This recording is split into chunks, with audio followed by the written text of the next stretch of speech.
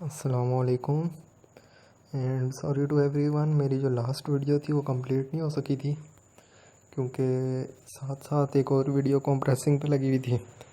तो मैं दूसरी वीडियो रिकॉर्ड कर रहा था और फिर अचानक ये बंद हो गई मुझसे, क्योंकि मोबाइल है ये, इसकी इतनी कोई रैम तो है नहीं, 4 GB रैम है। तो उस 4 GB में कंप्रेसिंग भी कर रहा था वीडियो की, और उस वीडियो को एक वीडियो में रिकॉर्ड भी कर रहा था और साथ साथ अपलोड भी कर रहा था। तो उस वजह से वो वीडियो बंद हो गई। तो वैसे मैंने सोचा था कि उस वीडियो में आप लोगों को वर्बल इंटेलिजेंस टेस्ट और नॉन वर्बल इंटेलिजेंस टेस्ट, इन दोनों के बारे में कंप्लीट बता दूंगा, लेकिन अनफॉर्चुनेटली वो वीडियो बंद हो गई। और मैंने सोचा था कि अगली मैं आपको एकेडमिक का बताऊंगा। चलें, कोई नहीं, इस वीडियो में बता देता हूँ। तो कहाँ पे थे हम लोग जी? ये क्वेश्चन नंबर 5 हो गया था। अब आगे देखें आप क्वेश्चन नंबर 6। क्वेश्चन नंबर 6 में क्या किया जा रहा है, इसमें 58, 47, 36 और 25। अब आप देखें कि 58 में से 11 माइनस किया तो 47 आ गया। 47 में से जब 11 माइनस किया तो 36 आ गया। और 36 में से जब 25 माइनस 36 में से जब 36 में से जब 11 माइनस किया 25 आ गया। इसी तरह 25 में से जब 11 माइनस करेंगे तो ये 14 आ जाएगा। तो इसका करेक्ट आंसर जो है वो 14 है। तो मेरा असल में मकसद ये है कि आप लोगों को समझाऊं कि किस किस तरह के सवाल आ सकते हैं। तो ये उसी की कुछ एग्जांपल्स हैं। अब आगे आप देखें, AZ, BB, Z, CCC, Z। अब देखें A वंस आ रहा है, B जो है वो ट्वाइस है, C थ्राइस है, तो D होगा 4 टाइम्स। तो क्वेश्चन नंबर 7 में इसका आंसर जो है C है। तो क्योंकि इधर D आना चाहिए तो करेक्ट ऑप्शन C है। तो इसका जो आंसर है वो C होगा, इधर D आएगा। तो आगे आप देखें क्वेश्चन नंबर 8। इसमें इंसर्ट द मिसिंग फिगर। इसमें अब मुख्तलिफ टाइप्स हैं, जैसे कहीं एडिशन हो रही है, कहीं मल्टीप्लिकेशन हो रही है, कहीं सब्ट्रैक्शन हो रही है। इधर मैं आपको बताता हूँ क्या हो रहा है। इधर आप देखें 3 + 11 क्या बन जाता है, 14। अब 9 + 5 करें, ये भी 14 बनता है। तो इसमें ये हो रहा है कि इस साइड वाले जो 2 डिजिट्स हैं इनका टोटल जो है और इनका टोटल एक जैसा होना चाहिए। अब देखें इधर 9 + 2 11, 5 + 6 11, 7 + 5 12 और इधर 4, तो इधर क्या होना चाहिए 8, 8 + 4 12। अब क्वेश्चन नंबर 9। क्वेश्चन नंबर 9 को अगर देखें, इसमें क्या हो रहा है, इसमें देखें 8 + 5 = 13, 13 - 3 = 10, 7 + 5 = 12, 12 - 3 = 9, 10 + 5 = 15 एंड 15 - 3 = 12। तो राइट इसका जो आंसर होगा वो 12 होगा।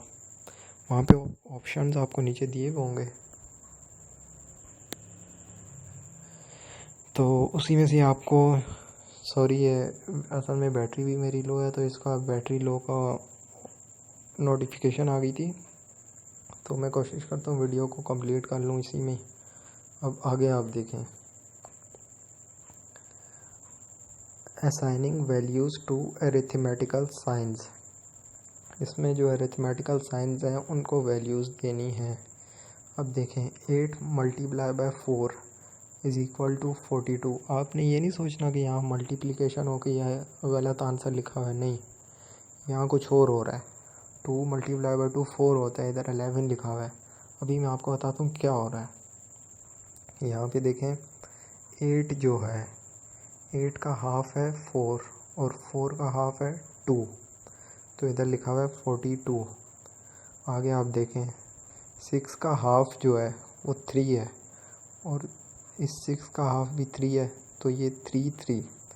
2 का हाफ 1 है, 2 का हाफ 1 है, तो इधर 1 1। इसी तरह इसमें भी क्या हुआ है। अब इधर आप देखें 2 का हाफ आ जाएगा 1 और 8 का 4, तो जो हमारा करेक्ट जो आंसर है वो ये है बी 14। अब आगे आप देखें इसका जो है, हाँ, इसकी एक्सरसाइज है। अब इसमें उन्होंने दिया हुआ है if multiply means minus.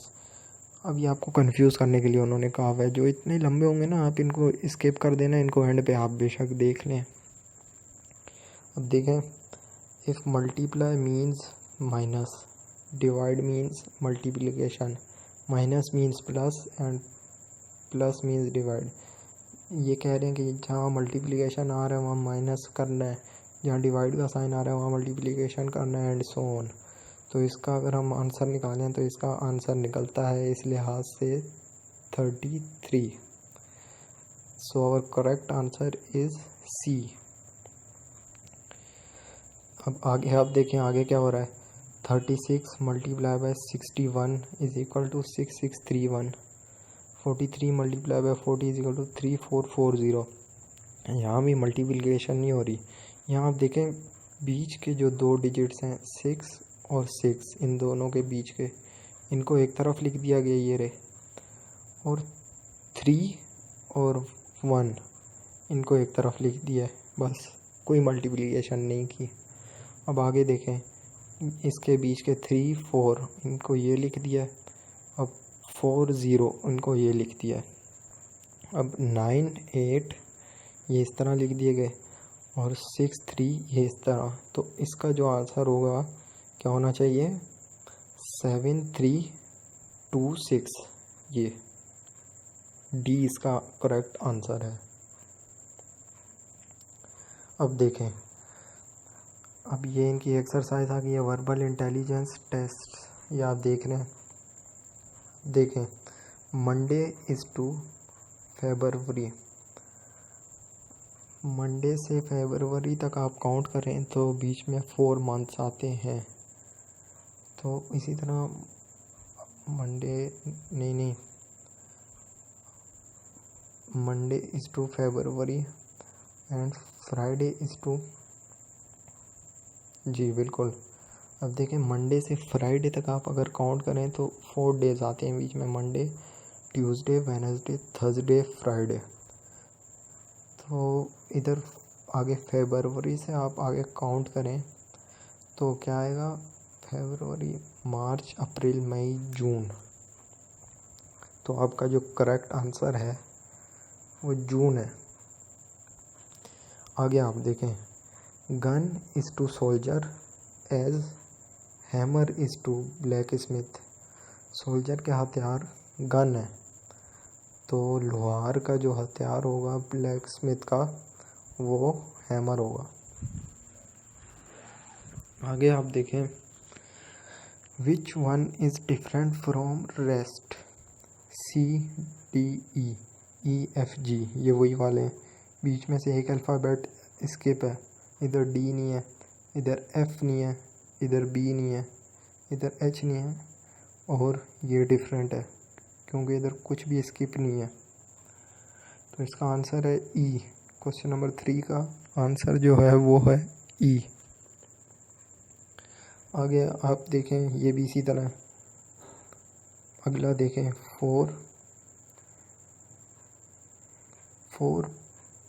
2s are 8, 8 3s are 24, 24 4s are 96, 96 5s are 480। तो इसका जो करेक्ट आंसर जो है वो है ई।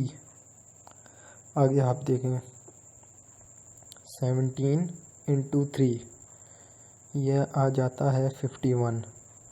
19 इंटू 3 9 3 48। इसका करेक्ट आंसर सी है। अब इधर देखें आप, इधर इन्होंने which one is out of list, mayor, fox, hen, less. तो बाकी जो हैं वो ये इसमें ऑब्वियसली जो लेस है वो आउट ऑफ लिस्ट है इनमें से। आगे देखेंगे 8 में A B C C D E, बीच में एक एक वर्ड स्किप होता जा रहा है, तो E से आगे F को स्किप किया जाए तो आंसर आएगा G। इधर करेक्ट आंसर है G। आगे आप देखें क्वेश्चन नंबर 9 में विच one is different from the rest. बाकी सारे मंथ्स के नाम है, बीच में एक डे है फ्राइडे, ये डिफरेंट होगा। आगे देखें which one is out of list. बाकी सारे पाकिस्तान का हिस्से हैं, Lahore, Pakistan, Punjab, Kabul out of list है। अब इसमें देखें 4 से डिवाइड हो रहा है। 8 को 4 से डिवाइड किया 2 आ गया, 2 को 4 से किया 1/2 आ गया, 1/2 को 4 से किया 1/8, 1/8 को किया तो 32 आ गया, 1/32। ये इसका करेक्ट आंसर है। आगे क्वेश्चन नंबर 12 आप देखें, इसमें स्पेसशिप, एयरक्राफ्ट, शिप, साइकिल।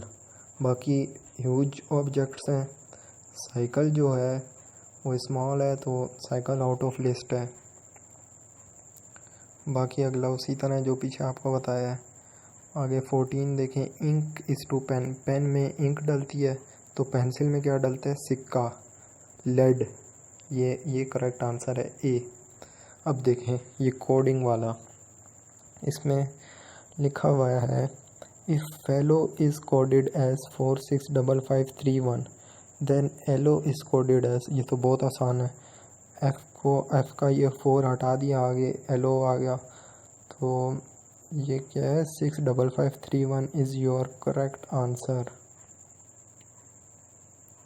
आगे आप देखें रिलेशनशिप वाला, A is father of B. A जो है वो बी का बाप है, पर जो बी है वो ए का बेटा नहीं है, तो क्या होगा, बेटी होगी, लाजमी बात है। तो इन्होंने पूछा हुआ what is relationship of B to A, ये होगा daughter. Essence is to flower. फूल में खुशबू होती है, तो ओवन में क्या होता है, स्टीम होती है। इसका करेक्ट आंसर स्टीम है। My mother is sister of your brother, यानी कि वो कह रहे हैं कि अगर तुम्हारे भाई की मेरी मदर जो है वो तुम्हारे भाई की सिस्टर हैं, यानी कि तुम्हारी सिस्टर भी हैं, तो नेफ्यू होगा, लाजमी बात है। विच one is out of list. इनमें आउट ऑफ लिस्ट कौन सा, ये देखते ही पता लग जाता है कि हॉर्स आउट ऑफ लिस्ट है, क्योंकि बाकी सारे फेमिनाइन है, हॉर्स जो है वो मैस्कुलाइन है।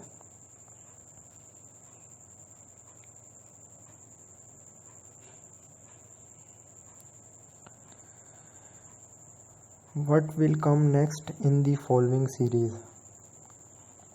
अब इधर देखें आप, 16 और 12 को ऐड किया 28 आ गया, 8 और 4 को करेंगे तो 12 आ जाएगा। अब इसी तरह अगला आप देखें 62, इसमें क्या किया है, इसमें 62 का हाफ 31 है, उसमें 3 ऐड कर दिया 34 हो गया। 34 का हाफ 17 है, इसमें 3 ऐड किया 20 हो गया, तो 20 का जो हाफ है वो 10 होगा। Correct answer is 10। Which word is out of list. Radius, diameter, circumference, arc, ये सारे एक ही चीज़ हैं। डायगोनल आउट ऑफ लिस्ट है। अब ये देखें, ये क्लासिफिकेशन, ये बहुत इम्पोर्टेंट है। ये आपके पीएमए का जो टेस्ट आप देते हैं उसमें ये क्वेश्चंस 50% आते हैं। इसमें नॉन वर्बल में 50% ये क्वेश्चंस होंगे क्लासिफिकेशन के। इसमें बस ये आपको क्वेश्चंस दिए हुए होंगे, आपने कोई भी आंसर इसमें से टिक करना होगा। इस आपको बताया हुआ नहीं गया कि क्या करना है इसमें। अब मैं आपको बता दूं क्या करना है इसमें। आप देखें इधर क्वेश्चन नंबर 1 में इधर है स्क्वायर के अंदर है सर्कल, इधर सर्कल के अंदर है स्क्वायर, इधर ट्रायंगल के अंदर स्क्वायर है। अब इसी तरह इधर देखें ये शेप्स भी डिफरेंट हैं, ये भी डिफरेंट हैं, ये भी डिफरेंट हैं, ये भी डिफरेंट है। ये जो हैं ये दोनों सेम है, तो ये इंसानों से डिफरेंट होगी। तो ये देख रहे हैं आप, ये मैंने अपने ज़माने में कभी सॉल्व किया था, ये उस टाइम का इसके ऊपर निशान बना हुआ है। तो ये जो इसका जो करेक्ट आंसर है आपने बस ये चूज़ कर लेना है। आगे आप देखें इसमें जो है ये बॉल जो बनी हुई है ये इसके साथ अटैच्ड है, कहीं ना कहीं से टच हो रही है, इसमें भी टच हो रही है, इसमें नहीं बल्कि हाँ आगे आप देखें इसमें सारों में एक एक बॉल ही है। ये बस ये इधर देखें 2 हैं, तो ये डिफरेंट होगा, लाजमी बात है। आगे देखें आप इसमें सारी एक जैसी शेप्स हैं, इसमें भी इसमें भी इसमें भी, इसमें डिफरेंट हो गई तो ये डिफरेंट होगा। अब इसमें देखें आप, इसमें सारे एक तरतीब से हॉरिजॉन्टली चल रहे हैं। ये देखें इधर फिर इधर फिर इधर, और ये बीच में इस तरह हो गया और फिर इधर। तो ये जो है ये आउट ऑफ लिस्ट है, ये डिफरेंट है। तो करेक्ट आंसर जो है आपका ये है, आपने ये चूज़ करना है। आगे देखें आप इसमें जो ये शेप है ये 3 पोर्शंस में डिवाइड हुई हुई है, इसमें भी 3 में डिवाइड हुई हुई है। ये 1 2 3 ये 3 इसके पोर्शंस हुए हुए हैं। इसमें भी 3 उसमें डिवाइड, जैसे केक को 3 हिस्सों में काट दिया जाए, इसमें भी 3 में, पर इसमें 3 से ज़्यादा में डिवाइड है, तो ये आउट ऑफ लिस्ट है। उम्मीद करता हूँ आपको समझ आ गई होगी क्लासिफिकेशन की। आगे देखें आप, अब इसमें सारी शेप्स एक जैसी हैं, एक ये डिफरेंट है, तो ये आउट ऑफ लिस्ट है। टीसीसी में भी ये बहुत ज़्यादा आते हैं, और पीएमए के लिए टेस्ट में भी बहुत ज़्यादा आते हैं, और जीडीबी के टेस्ट में भी आते हैं, लेकिन इतने ज़्यादा नहीं। आगे आप देखें, आगे आ गया। अब देखें इसमें खाली एक एरो है, इसमें भी एक है, इसमें भी एक है, इसमें भी एक है, इसमें 2 है, तो ये आउट ऑफ लिस्ट होगा। अब इसमें देखें, इसमें ये जो डॉट बना हुआ है ब्लैक डॉट, ये जो है ये बाउंड्रीज़ पे है, ये इधर इधर इधर, इसमें सेंटर में है, तो ये आउट ऑफ लिस्ट हो गया 4। अब अगले सवाल में देखें क्वेश्चन नंबर 9 में PAEIO, बाकी जो हैं वो सारे इंग्लिश के वोवल्स हैं। AEIOU ये वोवल्स हैं, P नहीं है, तो ये आउट ऑफ लिस्ट हो गया। आगे आप देखें, ये जो फिगर्स हैं ये बीच से डिवाइड हो रही हैं, ये हो गई, ये हो गई, ये हो गई, और ये एक जैसी हैं सारी, ये हो गई, पर ये डिफरेंट है। तो क्वेश्चन नंबर 10 का जो आंसर है वो 4 होगा। आगे देखें आप, इसमें जो है ये जो बार का स्क्वायर है ये कंप्लीट नहीं है, एक साइड इसकी नहीं है, इसमें भी नहीं है, इसमें भी नहीं है, इसमें भी नहीं है, पर ये इसमें कंप्लीट बना हुआ है, तो ये आउट ऑफ लिस्ट होगा। मैं उम्मीद करता हूँ आपको समझ आ रही है मेरी बातें। आहिस्ता आहिस्ता आप लोग देखें, हर चीज़ है वो प्रैक्टिस मांगती है। आप लोग प्रैक्टिस करेंगे तो आप लोग इंशाल्लाह मेरे से भी अच्छा करेंगे, सारे टैलेंटेड हैं। और आगे मैं आपको बताता हूँ, देखें ये भी इसी तरह है, इसमें बाकी सारी शेप्स हाफ है, इसमें ये पूरी है, तो ये आउट ऑफ लिस्ट हो गई। इसमें बाकी सारों में एरोज़ बने हुए हैं, इसमें नहीं है, इसमें ये लाइन है, तो ये आउट ऑफ लिस्ट हो गई। अब इसमें देखें ABC BCD CDE, ये देखें ये नीचे वाले जो हैं ये इसी तरतीब से आ रहे हैं, CDE DEF FGH, ये आउट ऑफ लिस्ट हो गया। अब आगे देखें आप, इसमें दो दो फिगर्स हैं पर ये खाली एक फिगर है, इधर खाली एक स्क्वायर बना हुआ है, तो ये आउट ऑफ लिस्ट हो गया। आगे देखें, इन सारों में ये कॉर्नर्स पे ब्लैक डॉट, जो सरफेस ये सारी ब्लैक हुई है, इधर मिड में है तो ये आउट ऑफ लिस्ट होगा। इनमें देखें सारी फिगर्स में एक ब्लैक डॉट है ये, और इसमें नहीं है ब्लैक डॉट इधर, तो ये आउट ऑफ लिस्ट होगा। आगे भी आप देख लें, आप लोग ख़ुद ये देखें और ख़ुद आप लोग इसका सॉल्यूशन निकालें। मेरा तो असल में बोल बोल के गला काफ़ी बैठा हुआ है, मेरी तबीयत भी ठीक नहीं है, तो मैंने कहा चलें, लोग इंतज़ार कर रहे होंगे कि उनके लिए अपलोड करूँ मैं वीडियो, तो आप लोगों के लिए कर रहा हूँ ट्राई। और बहुत अच्छा लगता है जब आप लोग कमेंट्स करते हैं, अच्छे कमेंट्स करते हैं, अप्रिशिएट करते हैं, बकअप करते हैं, तो काफ़ी अच्छा फ़ील होता है इंसान को कि एक तरह से मेहनत रंग लाती हुई नज़र आती है। तो ये कहूँगा, I am very thankful to all of you, keep supporting me. और आगे आप देख लें, आपको ये सारे, बस आपको मैंने बेसिक जो चीज़ है मैंने आपको समझा दी है, बाकी सारे उसी तरह होंगे।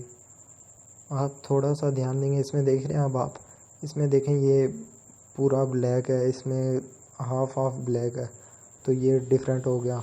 तो बाकी सारों में भी इसी तरह करना है आपने, बस आपने ना थोड़ा सा फोकस करना है और आप पहुंच जाएंगे उसकी जड़ तक। अब देखें ये एनालॉजीज़ आ गई, तो इसमें क्या है, इसमें देखें ये जैसे क्लॉक होती है 3 o'clock पे है ये इधर, और इधर ये 9 पे इसको अपोजिट कर दिया, तो इसका जब अपोजिट करेंगे तो ये 2 आएगा। एक तरह से इसको आप समझें यूँ घुमा दिया पूरा आपने, अपने एक तरह से माइंड में इसको आपने घुमा देना यूँ। अब देखें ये फिगर जो है, इसका जो मैंने इधर सॉल्यूशन किया हुआ है ये मैंने गलत किया हुआ है उस टाइम पे। इसका जो करेक्ट जो है, अब देखें ये रोटेट हुई, पहले प्लस थी ये क्रॉस बन गया इधर, ये फिगर रोटेट हुई, और ये जो रंग जो है ये इन्होंने शिफ्ट होते हुए दिखा दिए। जैसे ये रोटेट हुई तो ट्रायंगल जो है उल्टा हो गया, और इसका जो ब्लैक रंग है वो इस पे शिफ्ट हो गया, इसका इस पे शिफ्ट हो गया ये। तो इसको अगर रोटेट करेंगे तो ये फिगर आती है कि ये इसका करेक्ट आंसर है 5। अच्छा, जिन लोगों को ये जो मैंने ये जो PDF फाइल बनाई हुई है इंटेलिजेंस टेस्ट की, अगर उनको ये चाहिए तो मैं उनको ये पूरे PDF फाइल जो है ये इसी तरह मैं उनको ईमेल कर सकता हूँ। आप अगर आप लोगों को ये चाहिए, वैसे ज़रूरत तो नहीं है, आप बुक ही ख़रीद लें बेहतर है, लेकिन जिन लोगों को चाहिए वो मुझे अपनी ईमेल आईडी दे दें, मैं इंशाल्लाह उनको जल्द अज जल्द ईमेल कर दूँगा। अब इसमें देखें, हाँ ये एरोज़ वाले ये सवाल बहुत ज़्यादा इम्पोर्टेंट हैं, क्योंकि ये बहुत ज़्यादा आते हैं। इसमें देखें, इसमें एक एरो है तो इसमें इधर आगे 2 है, इधर 2 एरोज़ हैं तो इसके आगे 3 है, तो आगे क्या आना चाहिए 3 एरोज़। तो क्योंकि देखें इधर 1 है, इधर 2 है, इधर फिर 3 होंगे, फिर उसके आगे सीरीज़ होगी। अब देखें इसमें देखें आप, ए है, ए और फिर हाफ ए और फिर ये पूरा ए। अब देखें डबल ए, हाफ ए, फिर पूरा ए, इसका करेक्ट आंसर 2 है। आगे देखें ये फिगर जो है ये पहले क्वार्टर थी, फिर ये एक इन्होंने यहाँ पे इसका पेटल लगाया है, ये फ्लावर टाइप बनाया हुआ है, फिर एक यहाँ लगाया, अब उसको दोबारा से कम करने लग गए, एक निकाल दिया, फिर एक निकाल दिया, तो वो जो अपनी असल जो हालत में थी उसमें आ जाएगी। पहले जो उसकी हालत थी ये थी ए, तो करेक्ट आंसर भी 2 होगा। आगे आप देखें इनमें ये एक लाइन है बाहर, ये लाइन रोटेट हो रही है, किसी में सर्कल है किसी में नहीं है, ये लाइंस रोटेट हो रही हैं, ये एंटी क्लॉकवाइज घूमेंगी इस ट्रायंगल के इर्द गिर्द। इधर 1 है, इधर 2, फिर इधर 3, ये देखें एंटी क्लॉकवाइज, इधर 4, तो अगली जो फिगर है उसमें सर्कल नहीं होना चाहिए और इधर 5 लाइंस होनी चाहिए और खाली ट्रायंगल हो। तो इसका जो करेक्ट आंसर जो है वो है 4। आगे देखें, ये इधर 2 लाइंस हैं, इधर 3, इधर 4, इधर 5, तो अगली हमें चाहिए इधर 6 लाइंस हो इस जगह। तो इसका जो करेक्ट आंसर है वो मुझे लग रहा है 1 है। आगे आप देखें, ये भी ये वही पुराने वाली की तरह ये बस कंप्लीट होती जा रही है। देखें ये बॉक्स और ये फिर इसका एक ये बॉक्स बना दिया। अब ये वाला बॉक्स कंप्लीट हो जाएगा, इसके इधर एक लाइन लग जाएगी। ये इसी तरह ये आप ज़रा सा गौर करेंगे आप लोगों को समझ आ जाएगी। चलें जी, अगली बुक की तरफ आगे। ये एक और बुक मेरे पास पड़ी थी, इसमें भी बड़े काम की चीज़ें मैंने देखी, तो ये चीज़ें भी मैं आपके साथ शेयर करता हूँ। ये इंटेलिजेंस एंड साइकोलॉजिकल टेस्ट, आपका जो वर्बल और नॉन वर्बल इंटेलिजेंस टेस्ट में आपके साइकोलॉजिकल टाइप भी क्वेश्चंस कुछ ना कुछ आते हैं। वो किस तरह के आते हैं वो मैं आपको बताता हूँ। ये बुक का कवर पेज है, ये आप लोग देख सकते हैं। और मैं आपको जो 2 बेस्ट मेरे पास किताबें थी 20 किताबों में से मैं आपको वो रिकमेंड कर रहा हूँ। तो अब इसमें आप देखें, इसमें इसी की 1 मिनट,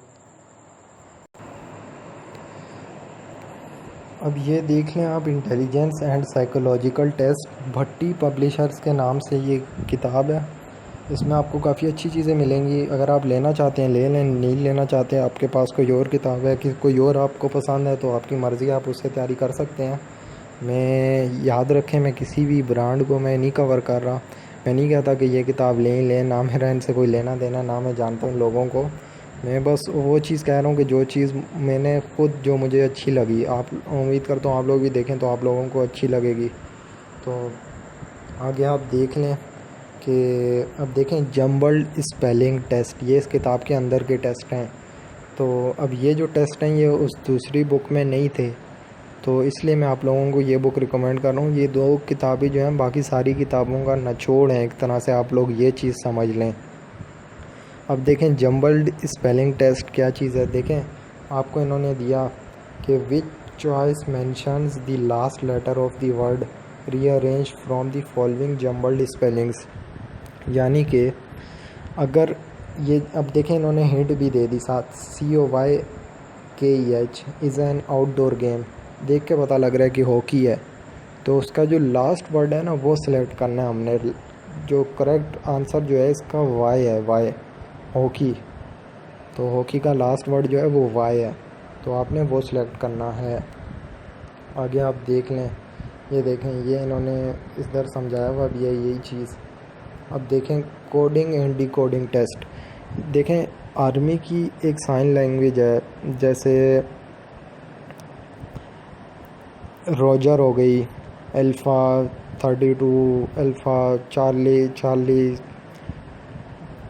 तो अब ये जो हैं ये कोडिंग लैंग्वेजेस आगे यूज़ होती हैं सर्विस के दौरान। आप मुख्तलिफ़ पोस्ट्स पे रहते हैं, जैसे आपको ISI में कहीं पोस्ट आउट कर दिया या कहीं और आपको भेज दिया गया, तो वहाँ आपके ये चीज़ें काम आती हैं। तो ये शुरू से ये चीज़ चेक हो रही है कि ये बंदा वाकई में ये कैपेबल है इन चीज़ों के कि नहीं है।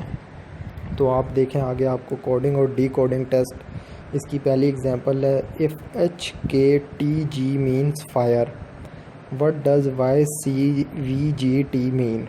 तो इन्होंने आपको मैं बताऊं कैसे किया।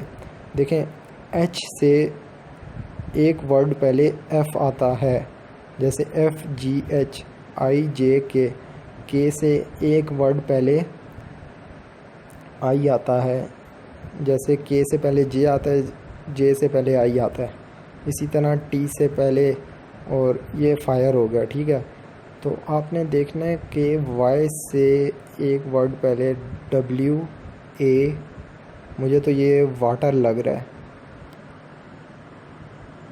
जी। देखें करेक्ट आंसर वाटर है।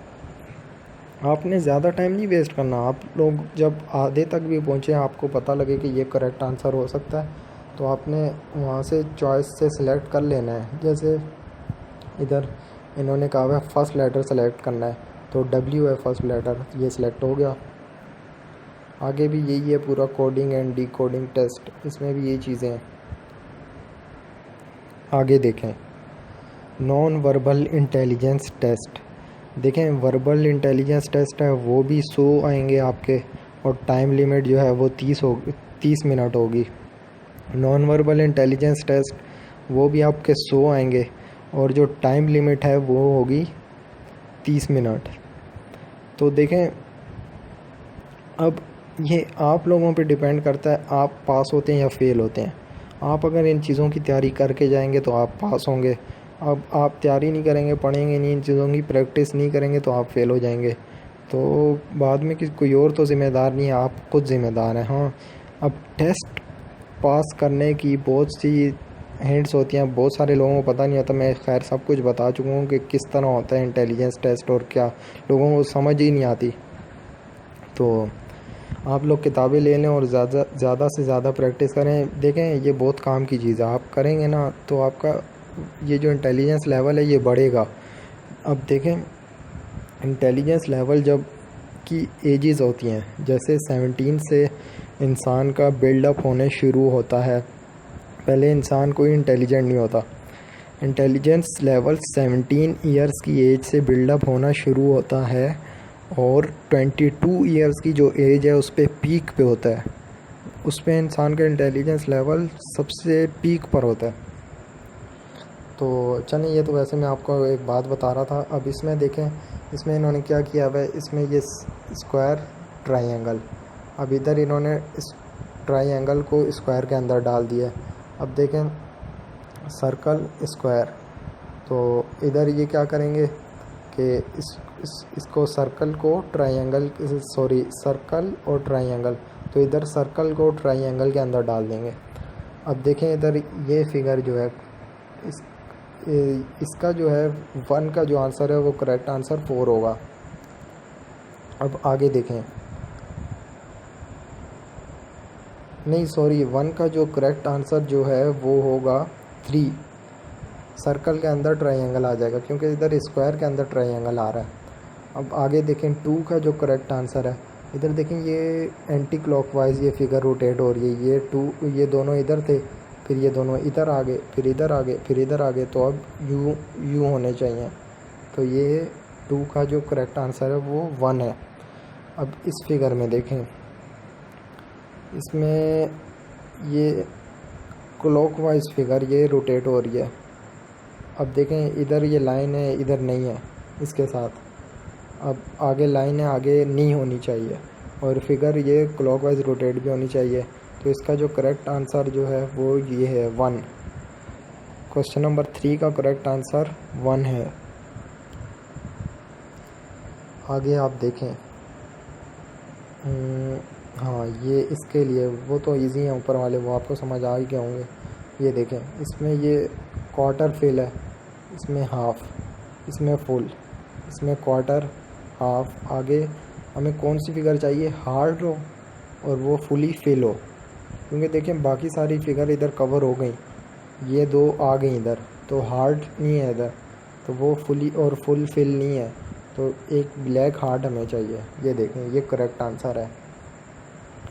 अब इसमें देखें आप, इसमें क्या हो रहा है, इसमें ये दोनों ब्लैंक हैं। इसमें नीचे वाली पे शेड है, ऊपर वाली ब्लैंक है। इसमें ऊपर वाली पे शेड है, नीचे वाली ब्लैंक है, और ये फिर इसी तरह ऑपोजिट हो गया। तो हाँ, इन फिगर्स को आप बस उल्टाते जाएं। अब इसका जो करेक्ट आंसर है वो 4 होगा। अब देखें इसका जो करेक्ट आंसर क्या होगा, ये फिगर क्लॉकवाइज डॉट जो है क्लॉकवाइज मूव कर रहा है कॉर्नर्स पे। तो देखें इसका जो करेक्ट आंसर जो है, इसका जो करेक्ट आंसर है वो ये देखें कॉर्नर्स में मूव किया, इधर आया, इधर आया, इधर आया। अब ये इधर, ये 2 इसका करेक्ट आंसर है। अब ये देखें, ये मैं साइकोलॉजिकल टेस्ट आपको कह रहा था। देखें ये कॉमन सेंस से रिलेटेड हैं। अब इधर इन्होंने ये ऊपर सारा आप पढ़ लें, मुझे पढ़ने की ज़रूरत नहीं है वैसे, और वैसे मैं आपको समझा भी देता हूँ। देखें इंटेलिजेंस टेस्ट सॉल्व करने की ट्रिक्स हैं, वो ट्रिक्स मैं आपको बताता हूँ। ये बस ये चीज़ मैं कवर कर लूँ, फिर मैं आपको बताता हूँ एंड पे।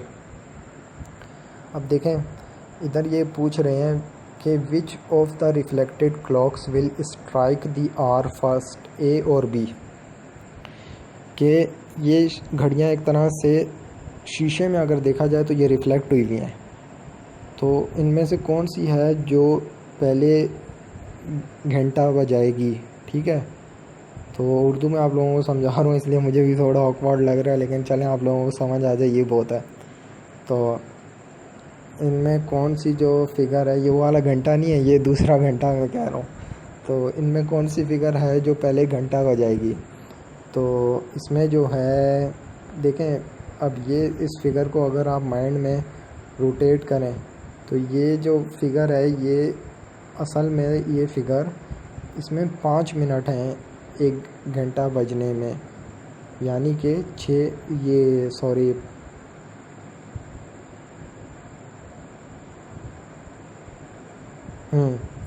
तो इसका जो करेक्ट आंसर जो है वो ए होगा। अब देखें इस फिगर में कौन सी चिड़िया है जिसको ज़्यादा सर्दी लग रही है। तो देखें आपने पढ़ा होगा बायो में कि जो परिंदे होते हैं जब उनको सर्दी लगती है, आपने देखा भी होगा अपनी ज़िंदगी में कि वो अपने परों को फैला लेते हैं जिससे उनको सर्दी नहीं लगती। अब एक ने अपने पर फैलाए हुए हैं तो इसको तो सर्दी नहीं लगेगी, एक वैसे बैठी है तो इसको लाजमी बात है सर्दी लगेगी। जैसे भीगा कौवा बैठा होता है वो सर्दी में बैठा होता है, क्योंकि कौवा अपने पर नहीं फैला सकता। अब देखें, अब इसमें आप देखें अगला है which room has more echo, यानी किस में आवाज़ ज़्यादा रोटेट होगी। लाजमी बात है खाली जगह पे आवाज़ रोटेट होती है, जो जगह भरी हुई है उधर आवाज़ नहीं रोटेट होती। आप चले जाएं चट्टानों के पास चले जाएं, पहाड़ों के बीच खड़े होकर आवाज़ दें तो आपकी आवाज़ रोटेट होकर आएगी। क्यों? क्योंकि इको रोटेट हो रहा है, क्योंकि खाली जगह आगे सामने। अगर सामने बहुत कुछ है और जगह भरी हुई है तो वहाँ पे आवाज़ नहीं रोटेट होती, वहाँ आवाज़ एक तरह से दब के रह जाती है। ऑफिसेज़ में आप चले जाएं, इंडस्ट्रीज़ में चले जाएं, वहाँ आवाज़ नहीं रोटेट होती। तो इसका जो करेक्ट आंसर जो है वो है ए। अब इसमें आप देखें कि इन्होंने पूछा हुआ है which table is more likely to break, कौन सा टेबल जो है वो टूट सकता है। तो देखें लाजमी बात है जिस पे जो डिसबैलेंस हुआ हुआ है और जिस पे सामान भी ज़्यादा है तो वही टूटेगा। तो इसका जो करेक्ट आंसर है, देखें ए जो है इसमें हर चीज़ तरतीब से रखी हुई है। इसमें ये देखें ये लग रहा है कि ये टूटने वाला है, तो इसका जो करेक्ट आंसर है बी होगा। अब देखें which pair of scissor can cut easily, कौन सी जो सीज़र है वो आसानी से काट लेगी। लाजमी बात है ए जो है ये घरों में यूज़ होती है, ये देखें आम लाइफ में यूज़ होने वाली चीज़ें। अब ए जो है ये घरों में यूज़ होती है, तो ये जो है ये इजीली कट कर लेगी बनिस्बत इसके। ये जो है ये तो प्लांट्स को कट करने के लिए होती है, तो वो भी इसको वो देखें कितनी बड़ी ये सीज़र होती है, इसको दोनों हाथों से पकड़ के वो जो माली जो होता है वो इन दोनों हाथों से पकड़ के इसके साथ लगा रहता है, तब जाके ये कटिंग करती है। अब इसका करेक्ट आंसर ए होगा। अब इसमें देखें which gear will take the most turn in a minute, इसमें कौन सा सर्कल है जो ज़्यादा टर्न्स ले रहा है पर मिनट, ए बी या सी। देखें जो चीज़ सबसे छोटी होती है उसका मोमेंटम सबसे ज़्यादा होता है, तो इधर सी जो है वो सबसे छोटा है तो वो सबसे ज़्यादा टर्न्स लेगा, तो इसलिए इसका करेक्ट आंसर सी है। अब इधर देखें किस बंदे ने ज़्यादा वज़न उठाया हुआ है। अब देखें आप ख़ुद को इधर इमेजिन कर लें, इधर आप हैं, इधर आपका दोस्त है, इधर आप खड़े हुए हैं, तो लाजमी बात है आपकी तरफ ज़्यादा वेट है, ये बी आप हैं, तो आपकी तरफ अगर ज़्यादा वेट है तो आपने ज़्यादा वेट उठाया हुआ है, ये दूसरा बंदा तो सुकून में खड़ा हुआ है, तो इसका करेक्ट आंसर बी है। आगे देख लें ये देखें, ये दिमाग में सॉल्व करने वाली चीज़ें, ये कॉमन सेंस है। अब देखें क्वेश्चन नंबर 6 जो है, इसमें इन्होंने कहा हुआ है अगर जो बिग व्हील जो है, ये बड़ा व्हील, ये जो है ये एंटी क्लॉकवाइज रोटेट हो रहा है, तो ये जो पेल है, पेल इसको कहते हैं बकेट को, अगर ये एंटी क्लॉकवाइज घूमे, ठीक है, ये व्हील एंड एक्सेल की मिसाल है, ये अगर एंटी क्लॉकवाइज घूमेगा तो ये पेल जो है ये ऊपर आएगी या नीचे जाएगी? लाजमी बात है ऊपर आएगी, एंटी क्लॉकवाइज घूम रहा है तो ये यहाँ से ये घूमेगा, ये और ये ऊपर आ रही है, और अगर क्लॉकवाइज घूमेगा तो ये नीचे जाएगी। अब आगे भी वो इसी तरह वो भी आप करेंगे तो आपको समझ आ ही जाएगी। हाँ, ये देखें, अब ये फिज़िक्स का रिलेटेड है। देखें हमने पढ़ा होगा, ये क्या कहते हैं, मेरे दिमाग से वो वर्ड भी निकल गया, सही जो वर्ड था उसके लिए, वो मोशन होता है, ट्रैजेक्टाइल मोशन और इस तरह, तो उसमें आपने पढ़ा होगा कि वो अगर उस थ्रो किया जाए, देखें इसमें अगर ये cannon, which cannon will throw the bullet at a longer distance, कौन सी तोप है जो इसको कैनन को ज़्यादा दूर तक फेंकेगी? देखें ये वाली जो है ये सीधी है तो ये सीधा फेंकेगी, तो ये कितना यहाँ से यूँ आया और ये इधर गिर जाएगा। अब देखें ये वाली है 30 डिग्री के एंगल पे है, 30 डिग्री का जो एंगल है वो आइडियल है, तो वो ज़्यादा दूर फेंकेगा। तो ये देखें ये यहाँ से लॉन्च करेगी तो इसका दूर जाएगा। तो ये देखें आम लाइफ की एक मिसाल है ये, इसमें बी आंसर होगा। अब देखें which megaphone will carry the voice to a greater distance, किसकी आवाज़ ज़्यादा लंबे डिस्टेंस पे जाएगी? तो इसमें देखें ये जो बड़ा होगा लाजमी बात है। और which bottle is heavier, A full of milk और बी फुल ऑफ क्रीम। अब देखें इसमें एक फुल ऑफ मिल्क है, एक फुल ऑफ क्रीम है। क्रीम किससे बनती है? मिल्क से बनती है, और दोनों का वॉल्यूम सेम बताया हुआ है, तो ये इधर आंसर होगा, नीचे ऑप्शन दिया होगा इक्वल का, तो आपने इक्वल पे क्लिक करना है। बाकी अगला तो आसान है, ये कॉमन सेंस का है। आगे देखें, which wire cage weighs more, कौन सा जो केज है उसका वज़न ज़्यादा है? The cage with a bird outside और a cage with the bird flying inside. अब देखें दोनों का वज़न इक्वल है, क्यों? क्योंकि परिंदा तो अंदर उड़ रहा है, अंदर भी उड़ रहा है, बाहर भी उड़ रहा है, तो अंदर बैठा हुआ तो नहीं है केज के ऊपर जो उसका वज़न ज़्यादा होगा। तो ये कॉमन सेंस की चीज़ें, आप दिमाग इस्तेमाल करें तो आप इंशाल्लाह मुझसे अच्छा कर लेंगे, ये उम्मीद है मुझे तो ये चीज़ें अटैम्प्ट किए हुए काफ़ी अर्सा हो गया, तो ये बस आप लोगों के लिए अभी मैं देख रहा हूँ, मैंने पहले कोई इनको देखा तक नहीं है। चलिए ये चीज़ तो कवर हो गई। तो अब देखें मैं आपको बताता हूँ इंटेलिजेंस टेस्ट की जो टिप है। आप जब जाते हैं ना, इंटेलिजेंस टेस्ट आपका है तो इनिशियल टेस्ट आप देने गए, पहला टेस्ट ही इंटेलिजेंस टेस्ट होता है जिसमें ज़्यादातर बच्चे फ़ेल हो जाते हैं। अब बच्चे क्या करते हैं, वो गए टेस्ट देने, तो टेस्ट स्टार्ट हुआ, उन्होंने ना एक एक पे, अब शुरू में आते हैं डिफ़िकल्ट, तो जो डिफ़िकल्ट होते हैं वो उनके ऊपर सोचने शुरू हो जाते हैं कि, तो एक पे सोच के सारा टाइम निकाल दिया, फिर अगले पे सोचते रहे, सॉल्यूशन फिर भी सही नहीं आया। हो सकता है इंसान को आता होता लेकिन उस टाइम दिमाग नहीं काम कर रहा होता।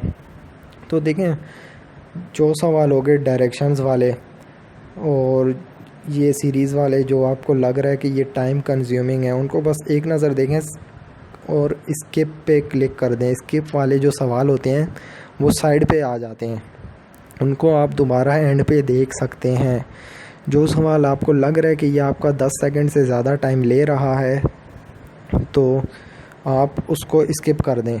अगर आप तैयारी अच्छी करके जाएंगे तो आप मैक्सिमम सवाल स्टार्ट से ही अटैम्प्ट कर लेंगे। तो आप देखें जो सवाल आपका 10 सेकंड से ज़्यादा टाइम ले रहा है ना, शुरू में बहुत मुश्किल सवाल होते हैं, आप उसको फ़ौरन स्किप कर दें, आगे चले जाएं अगले सवाल पे। टेंशन नहीं लेनी, आपका टाइम इस तरह सेव हो जाएगा। जब आप पहुंचेंगे 75th MCQs पे 75 से लेके आगे 100 तक जितने आएंगे ना, वो अगर आपको मैं क्या कहूँ कि आप अगर 5 क्लास के बच्चे को ला के बिठा दें तो वो भी आपको करके दे देगा। तो 75 से लेके 100 तक बहुत आसान आते हैं। आपने कोशिश करना है, आपने वहाँ तक ज़रूर पहुँचना है। बच्चे क्या करते हैं, टाइम वेस्ट कर देते हैं शुरू वाले में। इनमें ये नहीं है, इनमें कोई नेगेटिव मार्किंग नहीं है। आपने जो आप सारे सिलेक्ट करें बेशक, लेकिन आप अगर स्किप कर देंगे तो अच्छा, आपको बाद में टाइम बच जाएगा। 75 से 100 तक जो है वो वहाँ पे आपका 100% चांस है कि आपके सारे ठीक होंगे। तो आपने कोशिश करनी है कि आप उन तक लाजमी पहुँचें। आप ये नहीं कि शुरू में सारा टाइम वेस्ट कर दें, जो आपको आते हों वो आपसे रह ही जाएँ एंड पे, क्या फ़ायदा इस चीज़ का। तो वर्बल इंटेलिजेंस टेस्ट की भी यही ट्रिक है और नॉन वर्बल इंटेलिजेंस टेस्ट की भी यही ट्रिक है। जो सवाल आपने स्किप कर दिए वो साइड पे बने हुए आ जाएंगे। एंड पे आपके पास आराम से, अगर आप ये टेक्निक फॉलो करेंगे, आपके पास आराम से एंड पे तकरीबन 8-9 मिनट बच जाएंगे। और मैं तो शुक्र है, जब अटैम्प्ट करता था तो मैं तकरीबन 10 मिनट में फ़ारिग हो जाता था, क्योंकि मेरी प्रैक्टिस इतनी ज़्यादा थी। तो आप लोग मुझसे भी ज़्यादा समझदार हैं, मुझसे भी ज़्यादा जीनियस हैं। तो आप लोग प्रैक्टिस करें, प्रैक्टिस को कंटिन्यू करें, तो अच्छे से अच्छी तैयारी करें। तो दिमाग सारों के पास बराबर होता है, कोई ये इस चीज़ की फ़िक्र ना करें। अल्लाह ने किसी को भी ना, मैंने आपको पहले भी कहा, अल्लाह ने किसी को भी ना किसी से आधा किलो ज़्यादा दिमाग दे के नहीं भेजा। सारों का दिमाग बराबर है, बस इस्तेमाल करना शुरू करें। अब आगे देखें, आपका वर्बल नॉन वर्बल टेस्ट कभी नहीं रहेगा अगर आप मेरी ये जो आपको मैंने बताया आप इस पे अमल करें। एक प्रैक्टिस अच्छी करें ज़्यादा से ज़्यादा, और घर में जब सॉल्व करें तो टाइम वॉच लगा के सॉल्व करें कि मैं कितने टाइम में कितने सॉल्व कर रहा हूँ। और उसके अलावा हाँ, कुछ लोग होते हैं, उनको लोग कहते हैं हाँ वो टाइम स्टॉप करने की एक ट्रिक होती है, ये होता है वो होता है। इन फजूल चीज़ों के चक्रों में आप लोग नहीं रहना। इन चक्रों में रहे तो आप कहीं के भी नहीं रहेंगे। तो ये टाइम स्टॉप करने वाली ये चीज़ें छोड़ दें, ये चीज़ें दिमाग से निकाल दें। लड़के करते हैं, वो भी जाता है किसी का, लेकिन बहुत सारों का पेपर उस तरह फेल भी हो जाता है, क्योंकि वो सारा जो उन्होंने किया होता है वो ख़त्म हो जाता है। तो वो पेपर ये इस चीज़ को छोड़ें, ये टाइम स्टॉप करने वाली उधर टेस्ट पे आप फोकस करें, तैयारी अच्छी करें, इधर उधर ना देखें। इसमें चीटिंग का सवाल ही नहीं पैदा होता। आप बस अपने फुल कंसंट्रेशन अपने टेस्ट पे रख के करें, और इंशाल्लाह आप जल्दी से जल्दी अटैम्प्ट करते जाएंगे सारे सवाल। तो ये यही सब कुछ मैंने आपको बताना था। शुक्र है ये वर्बल और नॉन वर्बल इंटेलिजेंस टेस्ट के बारे में, यही इंटेलिजेंस टेस्ट आपका आगे ISSB में भी आता है। तो आपने जान नहीं छुड़ानी, आपने ये चीज़ें सीखनी हैं, ये चीज़ें आपको सीखनी पड़ेंगी, आपने इनकी अच्छे से तैयारी करनी है। और हाँ, अपनी उस लास्ट वीडियो में मैं बताना भूल गया, ये लेडी कैडेट्स का मैं बताना भूल गया। तो मुझसे पूछा भी था किसी ने कि हमारा क्या प्रोसीजर होता है। तो उनकी भी इसी तरह वैकेंसीज़ आती हैं। लेडी कैडेट्स जो हैं वो Pakistan military academy long course PMA long course के लिए अप्लाई नहीं कर सकती। आर्मी के किसी भी लॉन्ग कोर्स के लिए वो एलिजिबल नहीं है अभी। पहले मेडिकल कैटेगरी में अप्लाई करती थी, लेकिन वो फिर ख़त्म हो गया। और अभी उधर भी ज़्यादातर बॉयज़ जाते हैं। अगर वो AMC के लिए जाना चाहती हैं तो उनको NUST का एंट्रेंस टेस्ट देना पड़ेगा, तो उसके थ्रू जाना पड़ेगा, और बाद में वो आर्मी ज्वाइन कर सकती हैं। और लेडीज़ के लिए आर्मी में शॉर्ट सर्विस कमीशन ही है, वो कोई भी हायर क्वालिफ़िकेशन पकड़ के, जैसे MBA LLB या कोई भी मेडिकल हो गई कुछ भी, तो वो करके शॉर्ट सर्विस कमीशन में आ सकती हैं आर्मी में। एयरफोर्स इंडक्ट करती है लेडी कैडेट्स अपने लॉन्ग कोर्सेज़ में, जैसे GDP में सिलेक्ट करती है, और इसमें एरोनॉटिकल इंजीनियरिंग में भी सिलेक्ट करती है। तो उधर वो अप्लाई कर सकती हैं लेडी कैडेट्स जो हैं। उसके अलावा नेवी में भी शॉर्ट सर्विस कमीशन में अप्लाई कर सकती हैं। लॉन्ग कोर्स में नेवी में भी अब वो नहीं अप्लाई कर सकती हैं, और उनकी भी सारी वही रिक्वायरमेंट्स हैं कि अनमैरिड हों, और एज लिमिट उनके लिए भी वही है। तो अब मैं आपको बताता चलूँ आगे, ये PMA के जो एकेडमिक क्वेश्चंस जो आते हैं आपके टेस्ट में, अब मैं आपको वो बताने लगा हूँ कि एकेडमिक क्वेश्चंस किस तरह के आते हैं।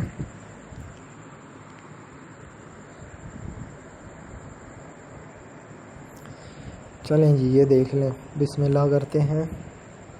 एकेडमिक क्वेश्चंस जो मोस्टली जो हर कोर्स में ना लाजमी आते हैं, इनमें से कुछ ना कुछ। अब देखें, एकेडमिक क्वेश्चंस की ट्रिक होती हैं।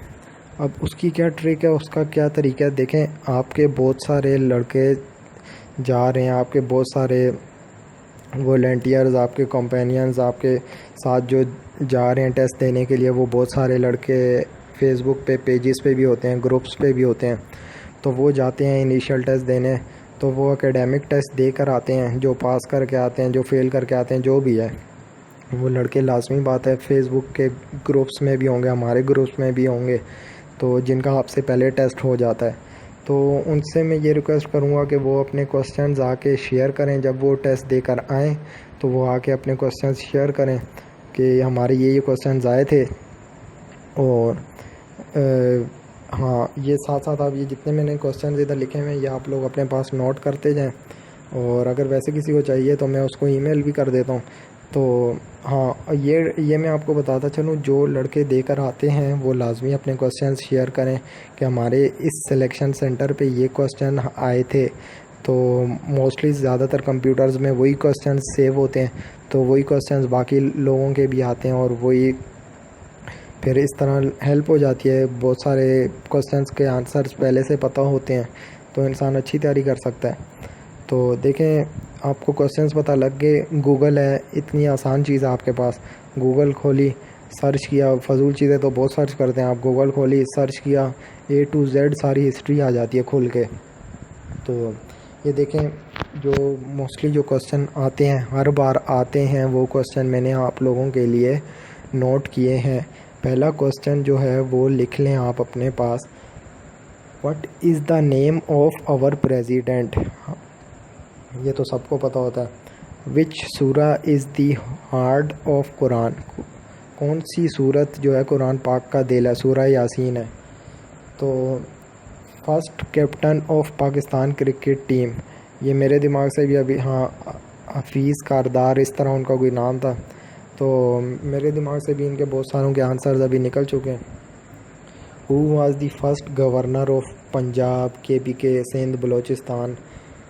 और आगे है, who was the first chief minister of Punjab, KPK, Sindh, Balochistan. अब आगे, who was the first president of Pakistan.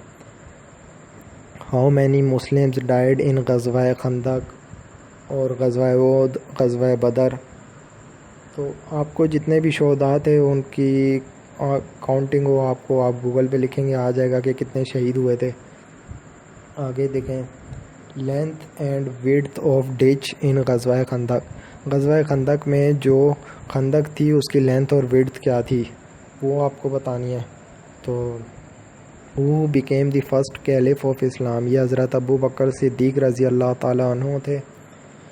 अब capital of Nepal, Egypt, Turkey, इन कंट्रीज़ के लाजमी कैपिटल पूछे जाते हैं। Who was the first commander in chief of Pakistan army, Pakistan navy, Pakistan air force, इनमें से किसी का भी पूछा जा सकता है। Who has smallest period as prime minister of Pakistan, ये नूरुल अमीन सर थे, उनका सबसे स्मॉलेस्ट पीरियड था, तकरीबन 2-3 महीने के लिए वो बस प्राइम मिनिस्टर रहे थे। 1973 का कॉन्स्टिट्यूशन किसने बनाया था? जुल्फ़िकार अली भुट्टो, ये सबको पता है। साइनो पाक एग्रीमेंट क्या है, ये आप नेट पे सर्च करें, आपको सारी इन्फो आपके सामने निकल आएगी। Who elect the secretary of UNO, UNO का सेक्रेटरी कौन नामज़द करता है? जैसे बान की मून है तो कौन इनको नामज़द करता है? तो वो जनरल असम्बली होती है, वो नामज़द करती है। आगे देखें, UNO का सेक्रेटरी जनरल कौन है, ये भी आप नेट पे सर्च करें तो आ जाएगा। Who is the secretary general of UNO। आगे देखें, who translated Quran into Urdu. What is dark continent? South Africa को डार्क कॉन्टिनेंट कहा जाता है, और क्योंकि वहाँ सारे काले रहते हैं तो इस वजह से उसको डार्क कॉन्टिनेंट कहा जाता है। हु इज़ जमाइल कुरान, ये बहुत इंपॉर्टेंट सवाल है, ये आपका एसएसबी में भी डिप्टी आपसे पूछता है, तो इसका आप खुद आंसर निकालें बेहतर है। मुझे तो पता है हज़रत उस्मान रज़ी अल्लाह ताला अन्हु है, और जो आंसर आप लोग खुद निकालेंगे मुझे ये भी पता है वो आप लोगों को याद रहेंगे, जो मैं बताता जाऊँगा वो आप लोगों ने कभी नहीं याद करने। पाकिस्तान कब एटॉमिक पावर बना? 1998 चागी बलूचिस्तान में एटॉमिक एक्सप्लोजन्स किए गए थे। अब मुस्लिम लीग कब बनाई गई? ये वाली मुस्लिम लीग नहीं, मुस्लिम लीग नवाज़ और ये वो मुस्लिम लीग खौफ, अब तो पता नहीं कितनी 2 नंबर मुस्लिम लीग्स बन गई हैं। वो जो दूसरी मुस्लिम लीग थी जिसका हम पाकिस्तानी स्टडीज़ की बुक में पढ़ते थे, ये ना आप नवाज़ शरीफ के वो ढूंढने लग जाएँ। आगे देखें, किस सहाबी को असदुल्ला का लक़ब दिया गया? किसको कहा जाता है असदुल्ला? हज़रत अली रज़ी अल्लाह ताला अन्हु। और current chief minister of KPK Sindh Punjab Balochistan, ये आपको पता होना चाहिए, ISSB में भी आपसे पूछा जा सकता है। Who recalled Muhammad bin Qasim from Sindh, Muhammad bin Qasim को सिंध से किसने वापस बुलाया? अब पाकिस्तान लफ्ज़ से कितने लफ्ज़ बनते हैं? P से जैसे बन गया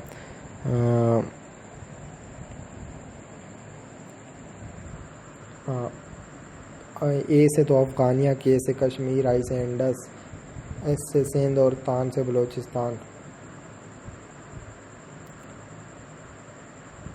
अब P से पंजाब, A से अफ़गानिया, K से कश्मीर। अफ़गानिया इसको KPK को कहा जाता था पहले। K से कश्मीर, I से इंडस, S से सिंध और तान से Balochistan. Who was the formal teacher of Syed Ahmad Barelvi, ये सवाल भी काफ़ी बार आया है। फ़राइज़ी मूवमेंट क्या थी, इसके बारे में भी आप लोग पढ़ लेना नेट से। हाँ, ये अगला जो सवाल है ये बहुत इंपॉर्टेंट है, ये लाजमी आता है। Who is the writer of the book end of the history, ये आपने सर्च करना है नेट पे।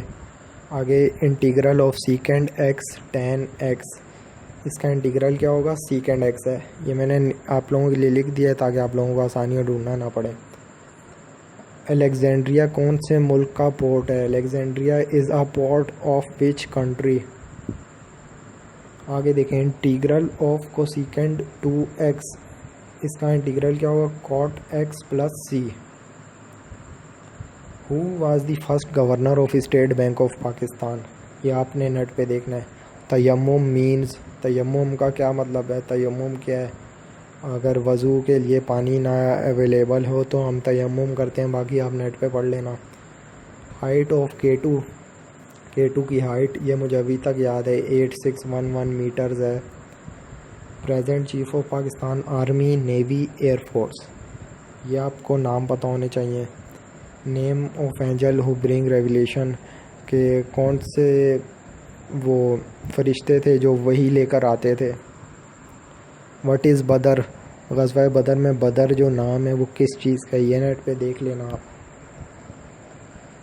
Last viceroy of India, India का आखिरी वायसराय कौन रहा था? Largest river in the world, river Nile है। Countries located in north east west and south of Pakistan, ये भी आसान ही है। अब देखें आप, ये जितने भी सवाल हैं इन सवालों के आप निकाल लें, अपने पास आंसर्स निकाल के रख लें। बाकी मैं आपको टिप क्या दूंगा, मैं आपको कहूँगा जनरल नॉलेज ज़्यादा से ज़्यादा पढ़ें, आज ही पढ़ना स्टार्ट करें। आपको जनरल नॉलेज ऐसी चीज़ है जो ज़िंदगी में हमेशा आपके साथ रहेगी, आपको हमेशा फ़ायदा देगी। ये नहीं सोचना कि ISSB के लिए छोड़ो यार क्या जनरल नॉलेज और ये वो, आपको जहाँ ज़िंदगी में जाएंगे काम आएगी। आपको पता होगा अपने बारे में, अपने इर्द गिर्द के बारे में, और तैयारी करें जनरल नॉलेज, वैसे अच्छी ग्रिप पकड़ें जनरल नॉलेज पे। और क्योंकि जनरल नॉलेज और ये करंट अफेयर्स वगैरह जो हैं ये चीज़ें कंपटीशन के तमाम एग्ज़ाम्स में हैं, अगर इधर नहीं तो आपको आगे CSS में ये चीज़ फ़ायदा देगी। तो बहुत से लोग CSS के भी ख्वाहिशमंद होते हैं और सेंट्रल सुपीरियर सर्विसेज जो होती हैं, और कहीं ना कहीं आपको ये चीज़ ज़रूर फ़ायदा देगी। आप ये चीज़ दिमाग से निकाल दें, जो चीज़ भी ISSB के लिए प्रिपेयर करेंगे ना, वो चीज़ आपको आगे फ़ायदा देगी। और बाकी आपको ये जितने भी क्वेश्चंस मैंने आपको बताए हैं, इन सारों के आंसर्स आप निकाल लें, मोस्टली यही रिपीट होते हैं। अगर हाँ, पाकिस्तान स्टडीज़ की जो आपकी किताबें हैं सेकंड ईयर और मैट्रिक की जो किताब है आपकी पाकिस्तान स्टडीज़ की, वो किताबें आप पढ़ें और वो किताबें खोलें, वो पढ़ें, उनमें बहुत कुछ आपको मिल जाएगा काम का, कि मुस्लिम लीग कब बनी और ये सारी चीज़ें, कायद-ए-आज़म ने मुस्लिम लीग कब ज्वाइन की, कांग्रेस कब छोड़ी, ये सारी चीज़ें वो खोल के पढ़ें। आपकी जो कोर्स की किताबें हैं वो पढ़ें, वो आपको फ़ायदा देंगी। उसके अलावा जो लेडी कैडेट्स जो अप्लाई करती हैं, उनके लिए भी मैं यही कहूँगा कि GDP के लिए आप अप्लाई कर रहे हैं, आप अपने कोर्स की FSC की जो फ़िज़िक्स की आपकी किताबें हैं, आप वो खोलें, उनमें न्यूमेरिकल्स होंगे, वो सॉल्व करें। देखें, न्यूमेरिकल्स आपको बहुत फ़ायदा देंगे, न्यूमेरिकल्स आपको आगे भी काम आएंगे। आप जब ISSB में जाएंगे तो वहाँ मिलिट्री प्लानिंग होती है, तो वहाँ आपके न्यूमेरिकल्स काम आएंगे। वहाँ आपको पता लगेगा कि न्यूमेरिकल सॉल्व जो हम करते थे उसका क्या फ़ायदा था। तो आप न्यूमेरिकल्स की प्रैक्टिस करना स्टार्ट करें। जो GDP के लिए अप्लाई करते हैं, स्पेशली उनको मैथ पे, न्यूमेरिकल्स पे और जनरल नॉलेज पे आज से ग्रिप पकड़ें, आज से इन चीज़ों की तैयारी स्टार्ट करें। PMA वालों के लिए ये कहूँगा कि मेंटल इतना काम नहीं है PMA में जितना फ़िज़िकल काम है। जान है तो जहान है, जान बनाएं अपनी, क्योंकि ये जो इनिशियल टेस्ट वगैरह हैं ये PMA की ट्रेनिंग का 1% भी नहीं है। जब आपको शुरू में वाइट्स होते हैं ना, वाइट आप जाते ही कोई ऑफिसर नहीं लग जाता, आपको यूनिफॉर्म नहीं मिल जाता। आपको पहले एक वाइट शर्ट होती है, वाइट पैंट होती है और नीचे DMS होंगे, उनमें आप रहेंगे।